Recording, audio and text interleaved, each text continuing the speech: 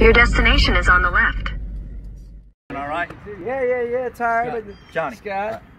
It's Chad, the Chad, as we sometimes Chad, call him. how's it going? Doing all right. How you doing, sir? How's Tennessee treated you so far? Well, besides the chiggers, it's been great.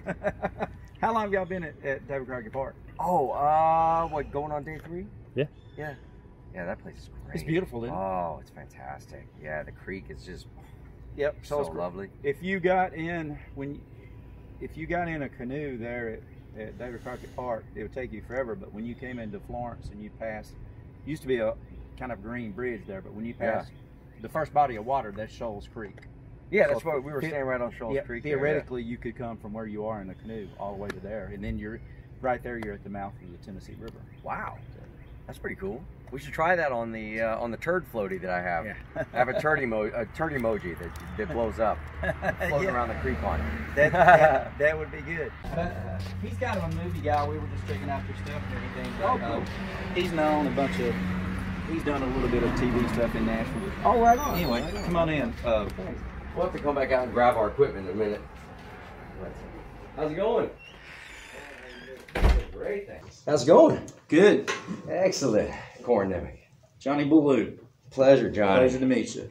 Man, this is cool. I really appreciate you offering your hospitality here to show us around Muscle Shoals and especially get us into this great classic studio. How do you know? Billy and I have been we've been friends for years and years and years. Someone asked me the other day, said, "You know this guy named Johnny Ballou?" No, I've known him longer than anyone around here. I'm not native to the area. I've been here for about 30 years, but I call it home. I migrated down from Tennessee. I lived in Marshburg at one time where you guys are camping and everything. Yeah. But is that where you were born? No, I was actually born in Florida. I was born in Winter Haven, Florida. My dad was down there kind of working the circuit picking oranges. He worked at Minute Maid. No kidding. Yeah. And we were there for just a short amount of time and moved back to Middle Tennessee, to Columbia, Tennessee. I lived around Lewisburg and Murfreesboro, Middle Tennessee, and then I ended up here about 30 years ago. So Alabama is my home now. Yeah. What were your parents doing when you were growing up besides, My dad was he worked for the Nashville Banner and Tennessee newspaper. He was a circulation manager. Okay, that's interesting. Yeah, so it was, we grew up in Middle Tennessee, so I was in Nashville a whole lot, so it kind of became my second home, and now it makes me happy, it makes me sad at the same time of the situation of Nashville. You guys were just there. It's getting big city problems, and it used to be like that. Right. It's just really changed. I tell people often, you're not from there, but Billy understands, and we kind of got a song title running. I said, the problem in Nashville is it's not my Nashville anymore. You pay $20 to park to wait 3 hours to buy a $15 barbecue sandwich.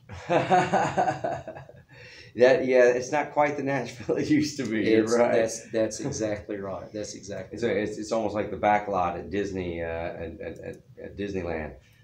Yep, exactly. But it's a good thing. It's growing and everything. But unfortunately, my friends that are artists that live there, they can't afford to live there. Yeah, getting squeezed out. Yep. Yeah, no doubt. Well, what was when you were growing up? What was it that you were interested in? Were you interested in the music thing at all? Or? I was interested in music, but I never. I'm a pretty terrible guitar player, but I learned how to play. We were talking about John Brown earlier. A friend of mine that was a year older than me in high school, when he was 16 years older, he came over and sat on my couch and he played 6 o'clock news, and I thought that was the most beautiful thing I'd ever heard. So I went and got a guitar and then got a girlfriend and realized that those kind of come synonymous together. So every time you learn a new song, you get a new girl. So that was kind of cool. But I grew up listening to traditional country music. My dad would listen to the Grand Ole Opry every weekend and everything. And my dad was a big Pabst Blue Ribbon beer drinker. Sure, so, especially if you can get it on tap. When I was a young kid, I learned a lot more cheating and hurting songs than I probably should have ever known.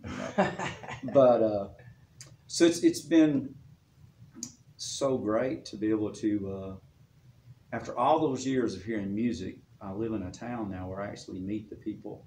People come to my house and they have lunch that actually wrote and played and sang on these records, and I just, I have to pinch myself because I have no reason to be to see Merle Haggard coming through my chow line when I'm catering or something. Right. Like Chris Christopherson or Charlie Daniels. And I'm kind of name dropping, but I am, because I had no idea that I would ever get in a situation to do things like that. But you created that situation somehow. What was the story that led you into the business you're in now? Well, Which I'm sure will. I've always worked in restaurants and everything. Okay. And I found out years ago that it really made me sad. These guys would come into the studio and they would work all day and they would make this great music, or they would go do a concert, and for that 90 minutes or 120 minutes they were best friends. But beforehand, they did sound check, they left, they came back, they left, and they never had any time to spend together to visit. And a lot of them had known each other for years, but I thought, if I could figure out a way to take my two hands and a little bit of money, and I can make a meal to get these guys, whether before the show, generally, or after, just so they could sit and visit. Because like I said, a lot of them had worked together for 20, 30, 40, or 50 years, but they never got to talk anymore. Mm-hmm. Everybody had things to do.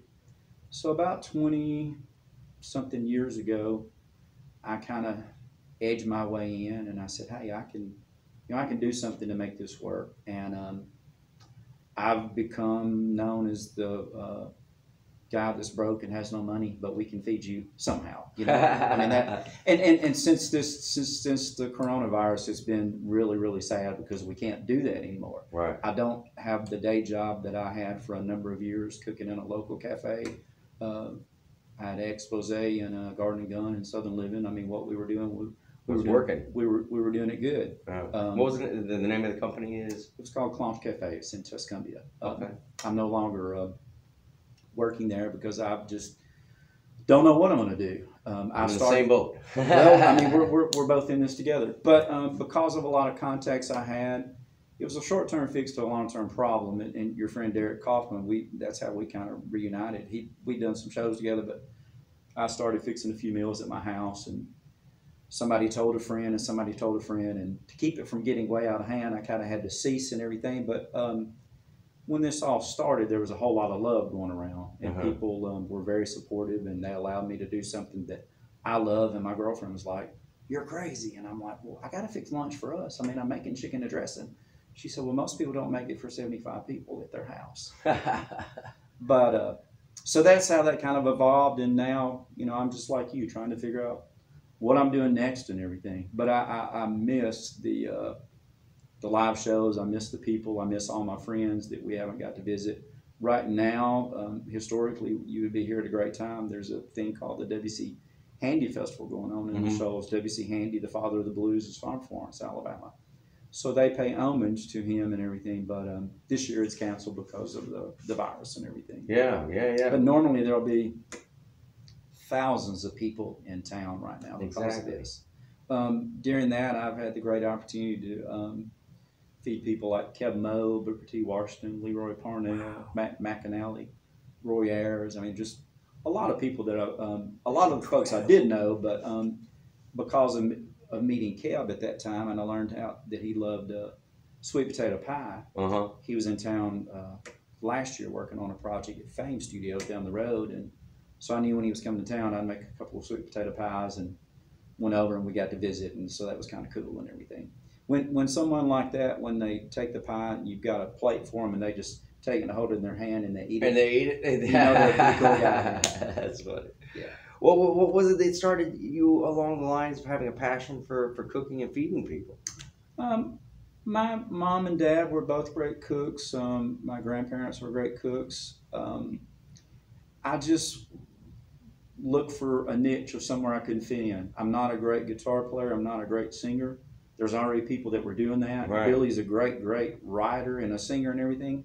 So I said, this is something I can do where I can, and Donnie Fritz, my dear friend who passed away last year, he spent 25 years on the road being Chris Christopherson's side man. He was in all kind of movies, Sam Peckinpah movies. Yeah, love Sam we spent a ton of time together, and at his memorial, I found this out. I said, I found out that I come into people's lives when they needed me as much as I needed them. And so there was a void for what I was doing, and it's just kind of expected now. And it's a great honor because, like I said, I've met because of Donnie.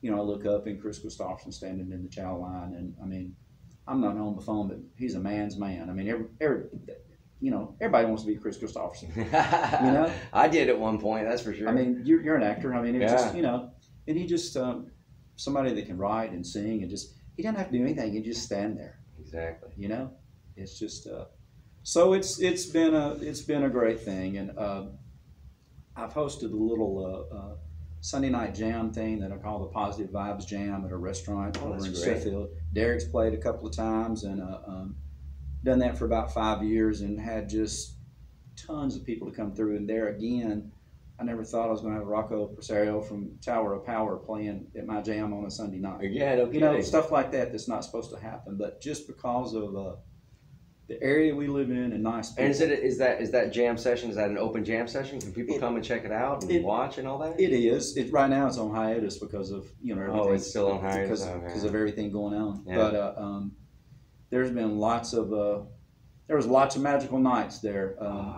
It was John Paul White, who was in the Civil Wars, paid me a great compliment at Donnie's memorial, and he said, "This guy has a giver's heart." And I mean, I guess but my family's like that. I have a brother and a sister. We're both just. I have a list of people in the community that I say often they're givers, and you don't have to be the guy on the front page of the paper that's writing the check to the university for 6 figures to be a giver. You can be the guy that's moving the chairs around, that's mopping the floor, that's taking the trash out, that's showing people around town. I mean, that's my passion. That's what I enjoy. I like where I live. 5 years ago, there were some people that came to town that lived in Minden, Ontario, Canada. They had saw the Muscle Shoals documentary in a high school there. Someone had been to the Toronto Film Festival, and they brought it back. They came in an RV, pulling a trailer with their motorcycles. They were planning on staying for 2 days, 3 days at the max. The first time they came, they stayed for 33 days. Wow. I met them. I gave them a list. I said, well, you got to go see Travis Womack on Thursday night at the Fish House in Russell. Oh, no. Jim Seals with Shenandoah is playing at Flobama. You got to go see him. Yeah. They were both on Thursday nights, conflicting times. So they had to stay another week. Right. So they met some people, and since that time, they've been back here like 15 times. We've become great friends, and that's what I love. Yeah. What has it been that's kept you going throughout the hard times and the lean times and the fat times? What's been the underlying kind of spine that you've held on to that's kept you going and staying positive? Just knowing that we're a day closer. There's a better tomorrow. I mean, I know we're getting there. I have a great supportive girlfriend, Michelle. We have plans to get married soon, one day. Congratulations. Thank you very much. She's supportive. She thinks I'm crazy most of the time, but you keep on. You know that there's something better out there. Sometimes you don't know what it is. Yeah. Since all this has been going on, I've mowed a lot of yards. I've cleaned a lot of flower beds. I've done some pressure washing. As people say, what are you doing? I said, I'm a phone call away from what I'm doing next. I've been in the same position. And if you need a strawberry pie, I'll make you one too. Ooh, I love a strawberry pie. So what I get out of that is, don't be afraid just because some hard times have hit to go out there and do the grunt work you got to do in between the ups and downs. You make the best of it, and it saddens me. I've seen a lot of local musicians who are out there swinging a hammer, doing things, but I applaud those people who are doing something to make it happen. Exactly. To the contrary, the people who are causing friction in America who won't get off their ass to do something to help.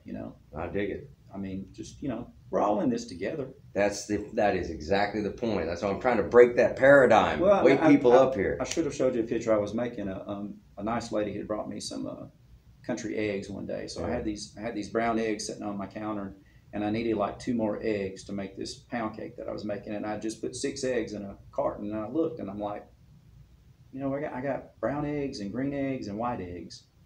I'm getting a yellow yolk out of all of them. I mean, they're all going to this cake. It's all going to be the same. I Yeah. mean, we're all the same. Yeah, exactly.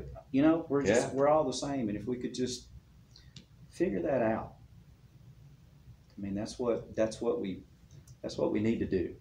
I completely agree, and I'm hoping that that interviews like this, moments like this, getting to meet folks like you and sharing a little bit will help break the ice for other people. And next time they're out and about, you know, at a cafe or at a park or whatever, they won't be afraid to look over at someone and say, "Hey, what's your name?" and introduce themselves and say, "Where were you born?" Sitting right there about 2 weeks ago, I was working with a dear friend of mine, Marie Lou. We were working on a project that I'm doing down in Mississippi, and she shared that she had been in a local grocery store and just went up to people that want her color and said, "I appreciate you. Yeah. That we're in this together. You know, Yeah. let's just do what we're doing, but we don't have to have this, Yeah. you know, going all the time." Yeah. And I applaud you for what you're doing. You're a Charles Corral. You're bringing positive messages to America, which we need right now. Well, yeah, we do. We need it. Yeah, we absolutely need it. Amen. I mean, I think it's wonderful. Yeah, thank you so much, and I appreciate it. And we're gonna go out and get around town a little bit. He's gonna give us a little bit of a Give you the nickel homegrown tour. tour. Yeah, nickel tour. And thank you again so much. Is there anything that you got going on right now that will be promotable for you, or is it something online? You got an online site or anything like that? Or? Right now, the next thing, as I mentioned earlier, I'm working with a guy named Johnny Boswell down in Philadelphia, Mississippi, as Boswell Media. He does. We dreamed this up about 5 years ago, a Mississippi Songwriter Contest, and actually we judged the songs here a couple of weeks ago. I'll be going down to Kosciuszko, Mississippi on August the 15th. I'll hook up with some people down there and we'll judge the contest and everything. The winner will actually come back to Muscle Shoals. We'll stay a couple of nights at the beautiful Marriott Hotel, and then they'll come to Wishbone, and Billy will cut the track here, and so they'll actually record here. So it's what's the name of that? It's called the Boswell Media Mississippi Songwriter of the Year contest. Boswell Media Mississippi Songwriter of the Year contest. That's Yes, a mouthful. That's a mouthful. Thank goodness we recorded that. Exactly. But one quick thing, the things that I love. 5 years ago, I did not know Johnny Boswell. He called Colbert County Tourism, talked to a guy named Dennis Shearer, who's a friend of mine, said, "I've driven up the Trace for 30 years. I've been by Muscle Shoals all those times. I've never stopped. Is there anybody you know that you could hook me up with who could show me around the Shoals?" He said, "Yeah, you call this cafe and ask for this guy." And Johnny said, and I thought this guy was pulling my leg. But there again, he's been up here 30 or 40 times now. We developed this idea for this contest. So if I can do anything to share a little bit of where I live, it's a good day. I love that. Well, let's go share a great day today together. Sounds good. Thank you. Awesome. Love America tour.